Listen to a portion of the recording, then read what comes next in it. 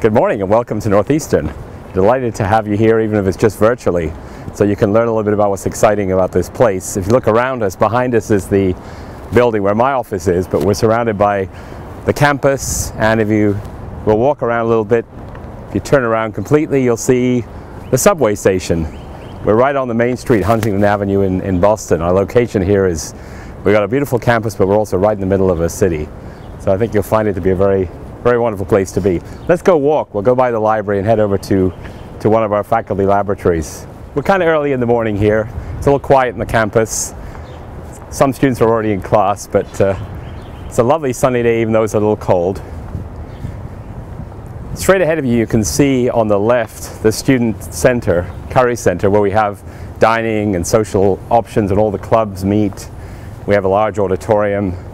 It's kind of a hub of the campus. On the right-hand side is another building. This one isn't a science building, it's a business school primarily. So there are kind of four things I like to point out about Northeastern that when you're making a decision about choosing college, you might want to think about.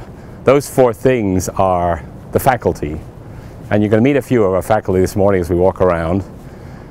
That's the central part of the university. The faculty basically are the key element. They're the educators, the scholars who work with you as you become educated and learn, and whether you decide yourself to go in the direction of being a scholar or working in business or whatever you may do with science, working with research scientists is really the way that you find out what science is about, because science is not a knowledge in a book. It's a process of learning about things that we don't know the answer to.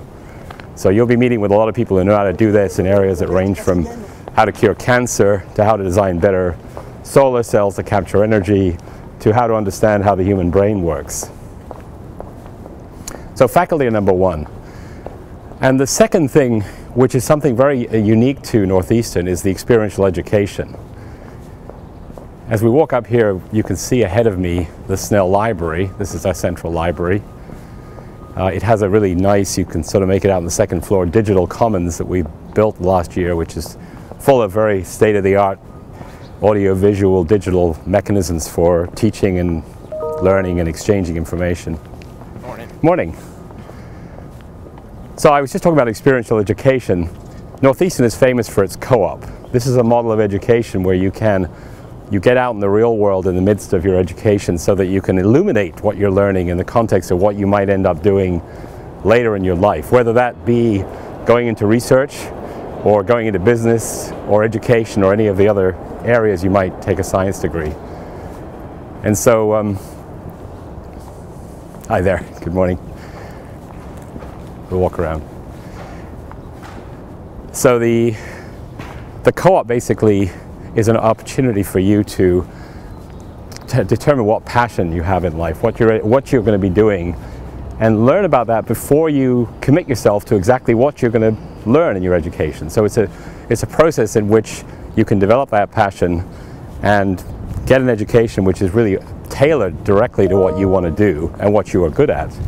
End up not only with the right education, but also with an incredible resume. Many of our students get job offers from the co-op employers, I think more than 50%. And this model of education isn't just a great way to get a job, but it's a great way intellectually to develop yourself in this experience you have as an undergraduate. So we think this is the right way to learn, and Northeastern, we believe, is the best place that you can learn this way. You'll meet a couple of students this morning, some of whom maybe have been on co-op and can talk about that. On the right-hand side is the engineering building. And straight ahead of me, where the light is shining, is the Egan Research Center, which is a science and engineering building. And we're going to go in there and meet one of our faculty who is working in the area of neglected disease.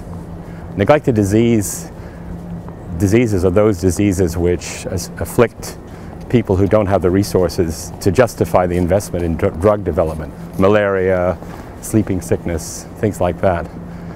And Mike Pilastri is actually a faculty member who came from industry but is now working in academia, taking some of the high technology developed with industry and applying it to developing new repurposed solutions to some of these diseases. So that's a great example of how academia and industry can work together, not just to develop better products, but also to illuminate new ways of thinking and new fundamental ideas. Good morning. Well, welcome virtually to Northeastern University College of Science. You may have heard we had a historic blizzard a weekend ago and had to cancel our Welcome Day because of that. And we have other Welcome Day opportunities coming up in March, and actually a week from Friday, 6 days from now, we're having a College of Science Welcome Day. And in fact, we're open to, if you're interested in coming to visit, contact us and we can arrange to meet you any day of the week, give you a little bit of information. But we thought it would be a good idea to create a virtual Welcome Day for those who weren't able to come and plan to come. And also in the future, this is something, whether you're watching it live or watching it later, hopefully we'll be able to answer a lot of your questions about Northeastern's College of Science, and we are open to any more questions. There are many ways you can get those to us through Facebook, Twitter. If you're on live, you can send them through the chat mechanism, or you can email at thecollege_of_science@neu.edu. So my name is Murray Gibson. I'm the Dean of the College of Science. I want to tell you just a few words before we open up to questions and answers, and I'll introduce my colleagues on the panel here. I came to Northeastern almost 3 years ago, and I was excited by the model of education here, the experiential education that I talked about briefly there in the video. I've had experience outside academia. I've been a university professor before, but I've also worked in industry for about 13 years and worked in national government laboratories. My last job was running a large government research laboratory. And I'm excited about the Northeastern because the co-op model brings together the ivory tower of academia with the real world. And that's valuable in so many different ways. I mean, many of you, even if you do want to go on and have careers in academia, you need to be connected with the rest of the world because science is driven by technology. It's a two-way street. And so I believe that this experiential model is really an essence to the best kind of science education. And it puts you in a very good position to be well qualified for something you're good at and get a really good job. So you heard me talk on the walk around there about 4 things, and I only got through 2 of them. 4 things which I think are key when you're making a decision. I want to congratulate those of you who have been admitted to the university. We choose students who are not only extremely academically qualified, but we think will flourish in this entrepreneurial co-op model. So we believe that you will be successful here, and we want to be part of your success because your success is our success. When you're considering, the choice, the big important choice of where to go to college, these are the 4 things. I mentioned the faculty, number 1. I talked a little bit about experiential education, and you'll hear a lot more about that. The third one is where we're located, the labs, the academic curriculum, the components that we have, which basically give you the ability to have a fantastic education. Our campus, that we're in Boston, which is a world center for intellectual activities. It's probably the number 1 place in the world for life science research, and a number of other really exciting things about Boston, which allows us to partner with other institutions and places. And then we have, that was number 3, and number 4 is support, advice. Basically, when you come to college, it's a journey. You may think you know where you're going to go, but I think one of the reasons Coop is so successful is many people don't exactly know what the world is like out there and what a career is that they've always wanted to do is like. And so the ability to have advice when you make choices. You'll have lots of choices, and you should be open to choices. But we have a network of support, starting with the faculty, involving professional advisors and many, many other peer mentoring and other things that are there to help you. We want you to succeed. We're a private school, and we believe very much that your success is our success. It's a question of knowing what you should be doing and making choices about that. And so those are the 4 ingredients. And if you're interested, I have a full presentation that I would have given at the regular Welcome Day, which you can find online. It's right there on the side of the screen. You can watch it later. What I would like to do now is just tell you a little bit about the structure of the day and then introduce my colleagues on the panel. So you're going to have about 45 minutes of this time where we'll be open to questions and answers.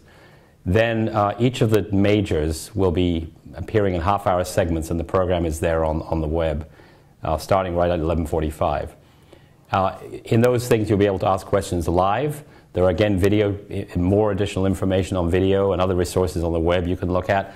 And even after the session is over, you can ask questions at any time. So if you're watching it after the fact, I think we're very open to you just communicating with us once you've looked at some of these things and asking additional questions. So with that, I'd like to start introducing the panel. Over here we have Dave Merry. Maybe he'll introduce himself. Good afternoon. My name is Dave Merry. I'm the Director of Cooperative Education for the College of Science. My roots at Northeastern are in academic advising, so I'm here today to answer any questions you might have about majors in the College of Science, some of the popular courses that we have, graduation requirements. But of course, as the Director of Co-op, I'm very proud of our co-op program here, so I'm also happy to answer any questions that you might have about the mechanics of co-op. So when can you go on co-op? What does that process look like? How do we integrate it with academics? And then to also talk about some of the benefits of co-op. So talk about some of the employers that we work with, and then also some of the experiences that students have had that have helped them shape their careers after Northeastern. So thank you. Hello, everyone. I'm Liz Sharon. I'm the Associate Director of Undergraduate Admissions at Northeastern. It's my pleasure to congratulate you on your admission to the university. This year, we've reviewed over 47,000 applications for first-year admission, and the fact that you are an admitted student within this class means that you stand out within that incredible group. So let me offer my personal congratulations as well as congratulations on behalf of the university. Hi there, my name is Meredith Kuzak. I serve as a financial aid counselor here at Northeastern, and I will be representing Student Financial Services today. I'm here to answer any questions that you might have about financial aid packaging or different ways to fund your education here at Northeastern. Okay, well, thank you. So at this point, we'll take questions, and Laurie Lynn here in the college is going to read them out, and they're appearing in various electronic ways. So Laurie, what's the first question? First question goes for financial aid. Does it cost more to go to college for 5 years? No, it typically does not. The way that you're financing your education is a little bit different because you are taking co-op. During those periods of time, you're not paying tuition and fees. So those aren't excess costs that you're going to have. You're just spreading out your finances a little bit differently. So it doesn't cost more over the 5-year period of time. If I could add something to that question, many people ask a related question, which is, do I have to do a 5-year degree? And I want to explain, we've created a very flexible system here. In fact, you don't even have to do co-op. It's an option. We have other ways you can make an experiential requirement. We do require experiential, but we strongly believe in co-op, and so most of our students choose to do it. You can do 0, 1, 2, or 3 co-ops. If you do 3 co-ops, your degree will take more than 4 years, 5 years. As Meredith just said, you will be in college. You'll be paying tuition probably only 3.5 of those years. The other 18 months you're on co-op, not paying tuition, actually being, in the case of the College of Science, almost always paid. So the question when you're coming in is you don't have to make this decision. You can decide, I think if you come here, you probably see co-op as a very exciting, and we believe it's an important part of your education. But whether you choose to do 1, 2, or 3, you can make that decision as you go through the curriculum. If you want to do 2 co-ops, you can graduate in 4 years. So that's just a little bit more information about the flexibility that we have concerning co-op and so on. Okay. Another question. This is a little generic, but it's for Dave Merry. What types of jobs are available for co-ops? Great, that's an excellent question. We work with a wide variety of majors in the College of Science, so between biology, chemistry, and psychology, and the other majors that we offer, there are a number of different fields that students pursue. So there are many different varieties of co-op. We have a number of employers that we work with on a regular basis, especially in the Boston area, that hire students every 6 months. So we work with some small startup companies, and then also large companies that might take 40 students, like Genzyme and Biogen. So there are lots of recurring opportunities that we're happy to offer students. We also partner with students to help them develop new opportunities. So if there is an organization that you really want to work with or an experience that you'd like to have that we haven't offered before, we work really closely with you to help you develop that opportunity. So there are a number of great opportunities in the Boston area, especially as Dean Gibson said, we are a huge center for life sciences and a number of other science disciplines here in Boston. We're also really excited to offer opportunities around the country. So we're looking right now to expand to the West Coast, getting more jobs in California, Seattle, but anywhere in the country that you'd like to work. We're, again, really happy to help partner with you to develop new jobs. And Northeastern really wants to send you outside the country. We work to have a really robust study abroad program, but also international co-ops. So students in the College of Science are working at CERN in Geneva. They're working in Japan right now at Riken Spring 8 at a forget what the, I'm not a chemist myself or a physicist, yeah. But there are some great, robust international co-op opportunities as well. So really, whatever your passion is, we can help you find a job in that field. Thank you, Dave. And the Spring A job is working basically on material science using a large accelerator facility that makes X-ray beams. And I want to add a little bit to what he said, and that is that people think of co-op in a very vocational way, and it can be incredibly powerful that way. If you know you want to go into, say, pharmaceutical industry, then of course you get tremendous experience and so on. But I've tried to emphasize it's also critical as an exploratory. Whatever you want to do, it's better that you try things, you know, to understand what they're really going to be like. And one thing that I think needs to be really emphasized intellectually, from a research point of view, co-op is a fantastic thing. Many of our students do co-ops in research laboratories, in other universities, in hospitals, you know, and others. The one in Japan that we just talked about was an example. It was a research experience for 6 months. So, you know, it's in fact, I know because I've been in, I mentioned I've worked in industry, I worked at Bell Laboratories. The 6-month experience gives you a kind of more than, not just twice, but maybe 10 times the experience you get in a short summer internship that most students deal with, because you're brought into the group, you're treated like one of them, and you learn what it's really like to be a partner. And typically, if you're doing research, you end up publishing scientific papers, which make your resume, even if you're going to go to graduate school at MIT, a whole lot better looking than the resumes of a lot of the other people who are applying. So don't forget that. We have another question. How many students are in the largest class? I'll talk about that. I think we have very few large classes. So I know one statistic off the top of my head, which is that just over 2/3 of our classes are less than 19 people, less than 20 people. And I think we have very few classes that are more than 100 people. We certainly don't have any large, gigantic classes, and we don't expect, you know, we focus on the close interaction with between the faculty and students. We have 185 faculty members, and so the number of students per faculty member is down at around 16 or something like that. So, you know, we really do focus at this university on very close interaction with the faculty.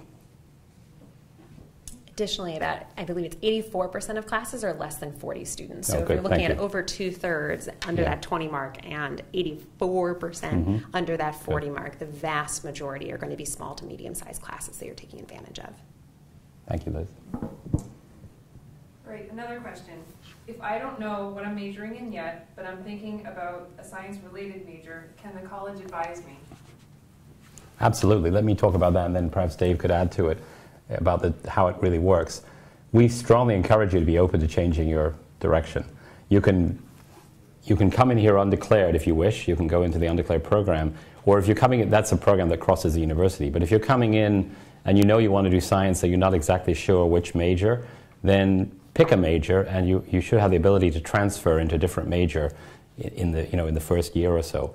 So we very much encourage you to think that way, not to be closed to the idea that I want to be a physicist like I am, and I'm not open to anything else, because really that's what university is about. It's exposing you to choices, and in life you need to be selecting the exciting things that you are good at, that you're excited by. And I'll make one simple message: if you find something that's your passion, you're going to do it better than anyone else, no matter how smart they are. If it's not their passion, they won't do it as well. So finding your passion not only helps you be very successful, but also puts you in the position of having a life which might be more enjoyable when you're working many years later doing something you actually enjoy doing. So we encourage people to have flexibility, and Dave maybe can say a little bit about the structure of how we provide advice. Absolutely. So every major does have a designated academic advisor, and that academic advisor can help you, even if you're not in the major yet, to tell you a little bit more about what their specific requirements are for those majors. But every major at Northeastern has some buffer room built into it. You need to take more credits than is required for any major in order to graduate. And that extra room is for elective classes, but also for minors, exploring other majors. So if you find that you start in a major that's not your real passion and you want to switch, you haven't wasted time. You really build up credits towards graduation in that way. So there's some buffer room for exploration, especially in your first few semesters at Northeastern. And the co-op program is also another really great way to explore some majors. If you think you might be on a psychology path, and go into your first co-op, you might come out of there thinking, you know what, that was a good co-op, but I realized that wasn't what I wanted to do. I want to focus now more on behavioral neuroscience. So co-op is a great way. We see a lot of students who either really focus more in the major that they were in or choose a different path after co-op. And both of those are really great outcomes of that learning experience. If I could add a little bit too about interdisciplinary science. So many of the interesting problems in the world, the challenges are really highly interdisciplinary. They don't fall into one major or one department or one academic discipline. I mean, for example, the mind, the brain, the environment, our energy problems, health, of course, are actually highly interdisciplinary. And so let me take the mind as an example because we have a lot of activities here. We have psychologists, behavioral neuroscientists, we have chemists, biochemists, biologists, of course, doing neuroscience, and we have physicists and mathematicians studying the nature of the brain. In fact, as you probably know, we'd like to build computers that are as efficient as our brain. We're nowhere near that in terms of the amount of energy needed, never mind the power of the brain. So you can be working on the brain through so many different directions, and I think one of the factors that, I'm a physicist, and what physicists love is to find problems that are simple enough to describe that you can fully understand them, and then learn from the subtleties. It doesn't quite work, the model must be wrong, can I learn more? Whereas if you're dealing with psychology, you're still a scientist designing experiments, doing hypotheses, but you're dealing with a very complex system, the mind. And you can't possibly have the control of variables the way a physicist does, but yet you still can do science. You design more sophisticated experiments, a lot of focus on statistics, et cetera, et cetera. So you need to figure out, if you're going to be a scientist, which of these really is natural for you in terms of what you're good at and what you enjoy. You'll learn that. And be open, for example, from going from chemistry to biochemistry, or from biology to biochemistry, or from, to environmental science, or so on and so forth. And we really work hard to make that as possible for you without requiring more than 4 years to study your degree. You can always take longer, of course, but we really work very hard at that. So the first point where you get advice is going to be your faculty. And you're going to meet with the faculty, and you should be talking with them. They're open and they're there to give you advice. And our advisors are there, 24 hours a day. Well, it feels that way, Dave. to deal with all of the things that you need to solve on a minute-to-minute basis. So you combine the advisors and the faculty, and that's the structure that we provide. All right, we have another financial aid question. I filed for financial aid for the February 15th deadline instead of when I applied for early action. Does this mean I missed out on the chance for financial aid? No, you haven't. The 15th actually marked our priority filing deadline. So it could mean that your package might be slightly delayed. So if you had a friend who applied early action as well and they have already received the details, you are likely to have a little bit delay in receiving that information, but you're not going to miss out on aid opportunities. This is a scholarship question. How were our students selected for merit-based scholarships? For example, the Dean's Scholarship. Students are selected for merit-based scholarships at the point of admission. So students who were selected to receive a merit-based scholarship would have received that letter along with their admit letter when you accessed your application status track, and that'll also appear right now on your admitted student portal. In terms of how those selections are made, they're strongly driven by objective factors. We're looking at different information that we had from your application, such as your GPA, your standardized testing scores, also looking in general at the other subjective things that we saw in your application in terms of your involvement in curriculum. But it is strongly driven by those objective factors, and not every single admitted student, as much as we're excited about you and love you and are happy that we were able to offer you admission, unfortunately we're not able to offer every single student a merit-based scholarship. So we encourage you to look at different scholarship opportunities, whether that's through your high school, through your local community, online, and then certainly applying for need-based aid as well in terms of financing options. Okay, a co-op question. If you do a co-op in Boston, can you still live on campus dorms? Yes, that's a great question, and many or most students who live in Northeastern residential housing, university housing, do stay on campus when they work in the city. If you wanted to live at home during that time and save some money, that's another big option that students take advantage of, but Northeastern's housing is set up for the co-op program. So whether you want to stay for half of the year and then leave your housing situation, or stay for the whole year and be in housing when you're on co-op, both of those options are completely on the table. hold on to the microphone. Great. Okay, let's say you get a job for co-op outside of the Boston area. Does Northeastern help with housing and travel to those areas? What are the logistics of out-of-state co-ops? That's an excellent question. We do have a dedicated office on campus called Coop Connections, which helps students stay connected to Northeastern while they're on co-op, but also helps them find those housing experiences outside of the city. We have, for example, in New York, we have 2 Northeastern leased buildings that are basically like living on campus in New York City for students who are on co-op in the city. We also are helping students find housing in other large areas, San Diego, Seattle, places in the country where a lot of students will go on co-op. So we'll help you find those opportunities, sit down with you one-on-one to talk about what makes the most sense for you. So there are some opportunities to explore those cities, to talk to students who are on co-op there currently. We're looking to develop some housing on the West Coast, but that's something that's still in progress. It's also very common for students to connect with other students who are going to the same city, and even in the major cities where we're sending students, it's common for the same apartments to turn over from Northeastern student to Northeastern student during co-op. And if you're thinking about going even further and going abroad, what they've done is connected students who are considering doing an international co-op with students who have just come back from those international locations or perhaps grew up in those international locations. So you're not just getting a website of here are some housing options. You're talking to experts who have already gone through this and learning about where they lived, what kind of neighborhood you want to be in, how you get to the grocery store, how people travel around that city, and getting that insider's perspective. So they offer different meet and greets where you can meet other students, and also a whole host of online resources with that information. Yeah, and if I could add to what Liz said and Dave said, to give you an example, talking about international co-op, I was in Singapore a year ago, and I had a dinner with co-op students and alums, and we have a number of, now I think it's, I forget the number, but many dozens of foreign alumni associations. And the alums there were really very helpful. They'd all been through co-op themselves, socializing, helping the students with issues, and it was really, there were about, if I remember correctly, a dozen of each.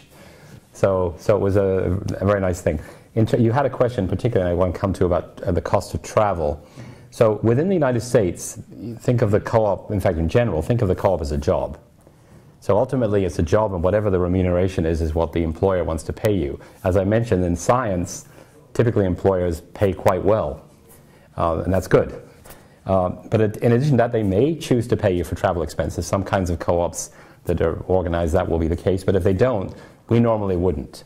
However, I will make a point that we are trying to expand the number of international co-ops because we feel it's very critical for you to have a global experience, and I think we believe that the co-op is the best kind of global experience because you're working in a country and learning about a culture. So in that case, we have presidential fellowships which can be awarded and often cover the cost of travel and some other expenses associated with international co-ops. Can I just follow? Please. Hi, I just also wanted to include that students are still eligible for financial aid to a certain degree. Depending on the types of funds you receive, you can also get financial aid during co-op periods. So that's another way to help to defray some of those transportation expenses that you might come to if you decide to study either within a domestic location but on another coast, or if you're going internationally. Thank you. Another question, if I want to major in marine biology, can I pair a 4+1 master's program with the 3 C's program? Okay, that's a very specific, that's a great question. I think I'll need to get back to you specifically. I think the answer is probably yes. I know a little bit about this, but before giving you a clear answer, we'll take down the information and pass it back. Let me just tell the others that the 3 C's program is a graduate level master's program we have in marine biology that takes you to multiple locations, 3 different oceans, where you do research concerning coral reefs and related things and their relationship to things like climate change. It's a very interesting and unique program in the United States. Now, we have a marine biology major. We have a center for marine science in Nahant, which is right near Boston Airport on the entrance to the harbor, which is an area that we're investing dramatically, and we're trying to build up marine biology with a focus on climate change and the effects on cities by the sea. That's one of our major initiatives. If you're interested, look at our webpage. And we now make available in the marine biology major part of the 3 C's program for undergraduates. So in fact, it's potentially possible to get a 3 C's experience without doing a master's degree.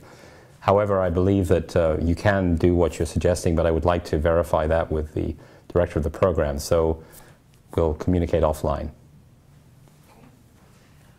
Is there a core curriculum that must be taken? Yes. NU has a core curriculum that requires breadth, experience in areas like obviously diverse cultures and things of that sort. You can find a lot of information about that online. And I think it's very typical of universities in the United States. I believe, and I'll tell you, I grew up in a different country in Scotland where that is not the case. I took only physics, math, and mathematical physics, and one course in chemistry. And I ended up very well educated in those very narrow areas, but I took nothing else. I'm a firm believer in the importance of a broader education, particularly because what if I'd made a mistake? I was lucky. I had turned out to like physics, but I actually got to the point halfway through I wasn't sure about that. I would have been, I won't use the wrong language, I would have been in a bad position. So yes, we do have a core curriculum, and maybe, I know Dave, you could say a little bit more about that. The core curriculum, as Dean Gibson said, goes over a number of sort of general areas, so college writing, mathematics, comparative study of cultures. We do find that some of the science majors do dovetail nicely with the core curriculum. So there's a science requirement in the core that is almost always automatically covered by a major course that you take. So there are a number of ways to double count courses within your major and also with the core. But we find that a lot of students have great experiences in those classes that don't necessarily apply directly to their major, and oftentimes they explore other majors or minors that they compare with their traditional curriculum in that way. Yeah, and that brings up another point that people often ask about. We've strongly encouraged combined majors. We've developed a matrix in which you can combine many of the majors here and get a degree, a combined major degree in 4 years or 5 years if you study 3 co-ops. And we have minors, and in fact we even are open to the idea of you proposing a new major for yourself, a special one. It requires faculty approval, but we're very much interested in groundbreaking into areas, bringing things together, and especially because of the focus on interdisciplinary activities. Okay. How competitive is the co-op program? Can everyone who wants to participate do so? We do have a very competitive co-op program. Almost every student who applies each semester does find a position. So what we find is that students who have a lot of experience coming into the co-op job search process have a much easier time. Obviously, the resumes directly apply to the jobs they're applying to. So a student who comes in with research experience from their first year, when they apply to co-op in their second year, they're a much stronger candidate for research positions. Or if you've worked in a hospital setting before in a volunteer or internship position, you're a much stronger candidate for positions in co-op in that field. So we really encourage students in their first year to get involved on campus, to get involved in research on campus, or to find an internship or job during that first summer between their first and second years. Because students who are prepared in that way have a much easier time finding a co-op position in their second year. That being said, we have a number of co-ops that are available to entry-level students. So there are some co-ops where you can get that first-level experience, and then in your second co-op, get something that's a little bit more rigorous once you have that first level of experience. It's also important to note there's more co-ops at Northeastern than we have students. So there's plenty of different opportunities. And if you think about it, something that directly relates is something you just went through, which is the college search process. So typically, if a student is in that very, very tiny minority, typically we hear it's less than 1% for most of the colleges that are not able to find a co-op placement, it often is because they maybe only applied to one dream job, the same way that you probably applied to multiple different colleges to see about a variety of different options. We want you to cast a medium to wide net to make sure that you have things to choose from. So it's very similar to the college search process in that way. You're applying to a variety of different things, and likely you'll have a variety of different offers to choose from. Yeah, so I'll add to that. I mean, as Dave and Liz said, we do have plenty of jobs. But I will point out that we do it this way for a reason. So many of our jobs, I think we have 2,600 employers that we're related to through a co-op. Many of our jobs are closed to Northeastern students, so you're competing with other students.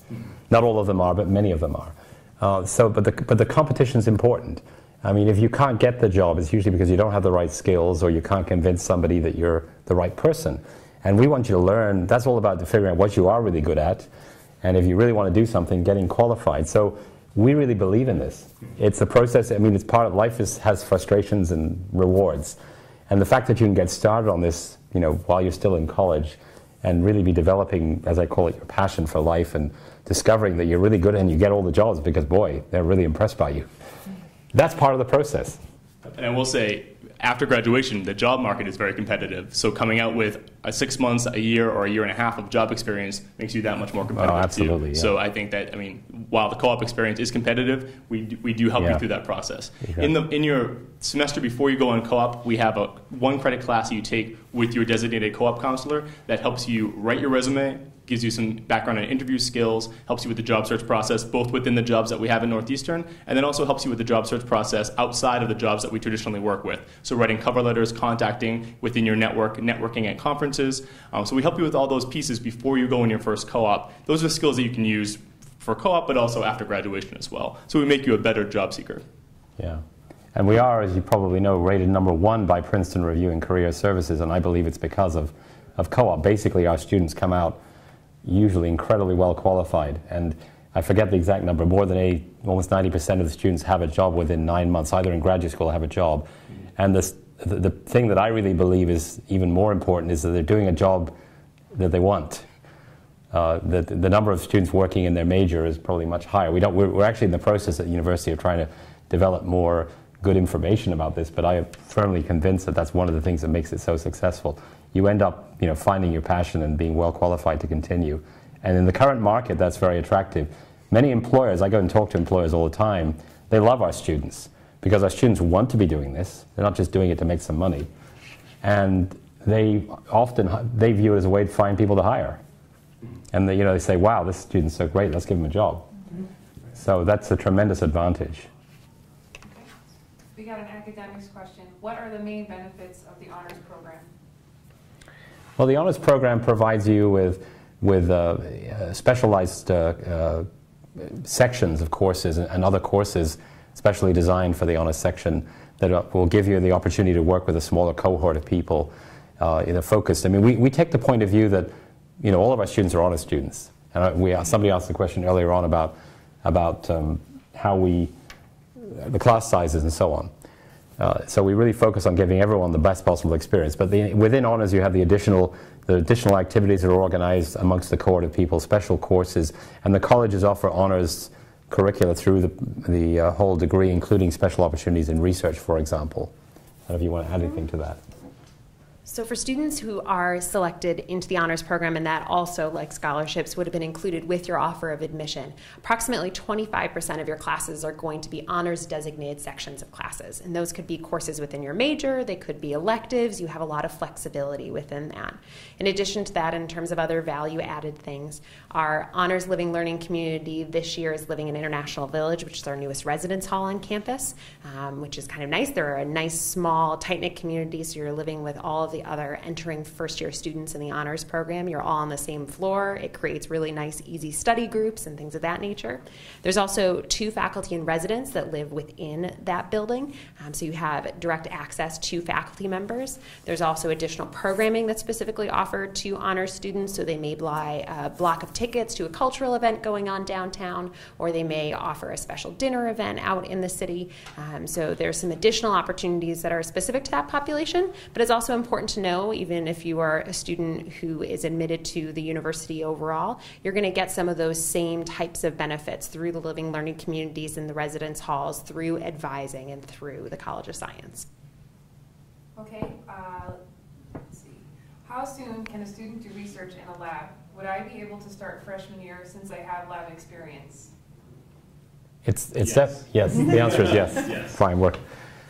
Yes, I mean, I think it's one of the things I encourage students to seek those opportunities as fast as possible. As Dave was just saying, it helps you if you want to go on to get more advanced research co-ops and so on. And there are many research opportunities available in the faculty labs. One of the first things you should do is start talking to the faculty that you're working with, and go see any faculty member that you find an area of interest where you think it's exciting. Go talk to them. Go to their office hours. Go to their office. And there's no scientist who enjoys something. There's something you enjoy more than talking to a young person who's interested in what you're doing. And that's the way to get started on research. There's also opportunities. A couple of the websites I think are really interesting to look at. If you go to the research website at Northeastern, there's actually a website where you can go by major and see faculty members that are doing research actively and looking for students, which is pretty neat. You can also do research certainly on a volunteer basis or perhaps for credit through things like co-op, but you also can do research as a work-study job on campus, which is pretty neat, and earn some additional money and in a really concrete way that builds your resume and is not just swiping ID cards at the residence hall or shelving books at the library. You're doing research and getting paid for it during the school year, which is pretty cool. Okay, let's see. Is there a way to transfer into the honors program if you are not in it already, such as achieving and keeping a certain GPA?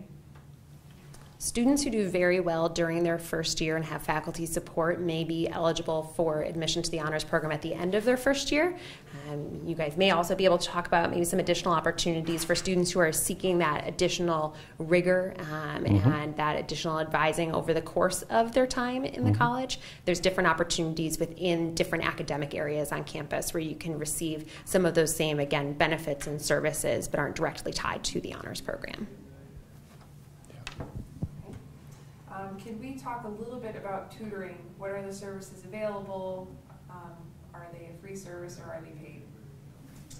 Yes, so tutoring is widely available, especially for College of Science students. It's free on campus. We have a tutoring center for Northeastern, especially for those entry-level courses. So entry-level math courses, Bio 1, Calc 1. But we also have some individualized services. So, for example, chemistry has Chem Central, where some of the tougher courses, organic chemistry, have designated tutors who can work with you one-on-one for that content. So there's a wide array of tutoring opportunities, and it's all for free.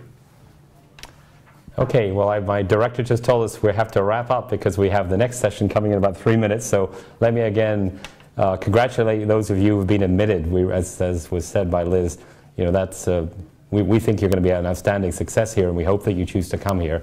Good luck in making the right choice. Following this will be a set of, and it should be on the web, a set of half-hour sections on each of the majors, and the next one is physics, applied physics, and I think biophysics. So that will start in about 3 or 4 minutes, and meanwhile we'll just close down while we switch over the panelists. So good luck to all of you in making the right choices. Goodbye.